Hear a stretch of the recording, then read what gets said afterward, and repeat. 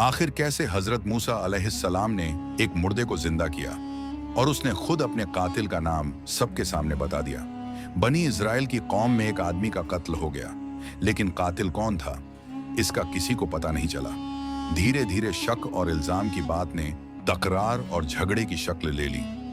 लोगों में डर और फसाद फैलने लगा तो हजरत मूसा अलैहिस्सलाम ने अल्लाह से दुआ की।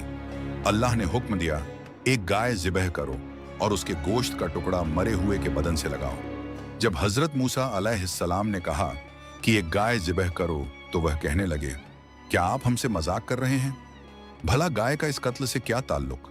फिर कहने लगे, गाय कैसी हो, उसका रंग क्या हो, वो काम करती हो या ना करती हो, बूढ़ी हो या जवान? हर सवाल का हजरत मूसा अलैहिस्सलाम ने अल्लाह से जवाब लेकर बताया और आखिरकार एक खास गाय की पहचान हुई और उसे ज़िबह किया गया। उस गाय के गोश्त का एक टुकड़ा उस मरे हुए आदमी के बदन जैसे ही लगाया, वो आदमी जिंदा हो गया। सबके सामने उसने बता दिया कि उसका कातिल कौन है। इस तरह सच्चाई सामने आ गई और कातिल को भी इकरार के बिना कोई चारा ना रहा।